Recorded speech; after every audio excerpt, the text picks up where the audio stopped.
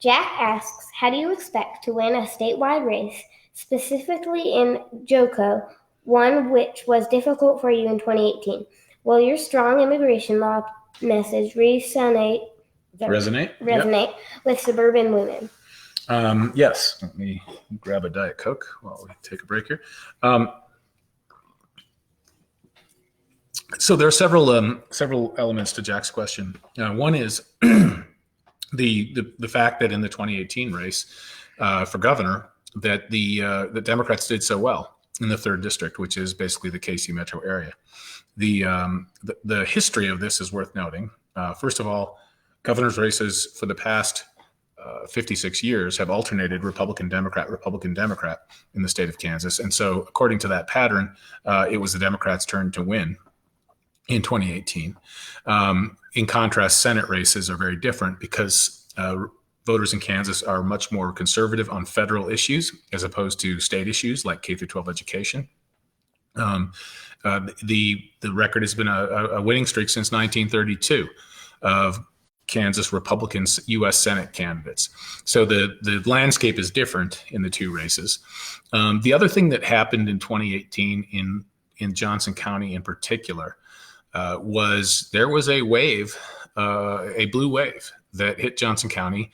The Sharice Davids congressional campaign did an extraordinarily good job of getting voters to come to the polls who do not normally vote in non-presidential election years. In the 3rd district, normally, the Republican candidate in a non-presidential year would get about 135,000 votes.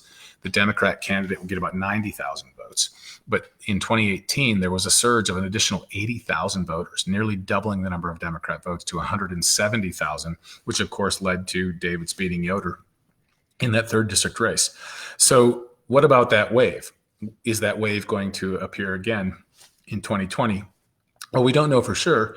But it appears that most of those extra voters were people who were already registered Democrat and just voted in presidential years before in the Davids campaign, along with some general sentiment among Democrats after Trump's election that caused them to vote in a non-presidential year.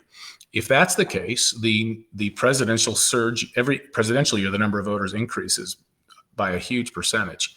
And so the Republicans will see that increase in 2020, whereas only Democrats saw that increase in 2018. So I would say that regardless of what the Republican candidate for Senate does, although the 3rd district will always be a competitive district because of the population of it, because of the higher number of Democrats there, because for a whole variety of factors, it will not be as steep a climb as it was in 2018 because the Trump voters, the Republican presidential year voters, will be showing up to the polls. However, the candidate who's running, hopefully me, will have to do an extraordinary get out the vote effort, which we've already been planning to make sure that Republican voters do remember to vote in the presidential year of 2020.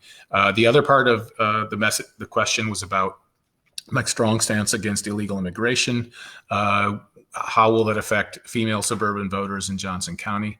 I believe that it affects female suburban voters in the same way it affects virtually all other Kansas voters, and that is people understand that illegal immigration presents a security threat.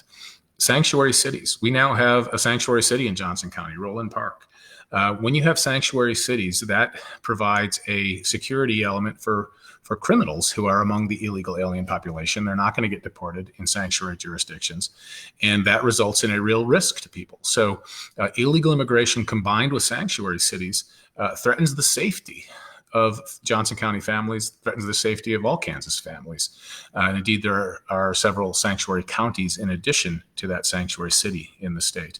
So I believe, and the polling that I've seen reflects this, that suburban voters do realize that illegal immigration poses threats to their security, in addition to the threats to the economic well-being of workers who see their wages depressed by illegal labor. And one other point that I think needs to be mentioned now is, as we try to ramp up our economic engine, get the engine started again after this coronavirus shutdown, we have to make sure that those jobs go to Americans first. We have an extraordinary number of unemployed people in the country. Indeed, we have recession-level unemployment.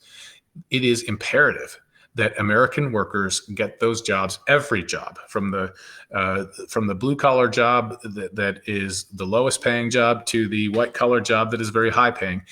There are lots of Americans who will be bidding for those jobs at every level of the economic ladder.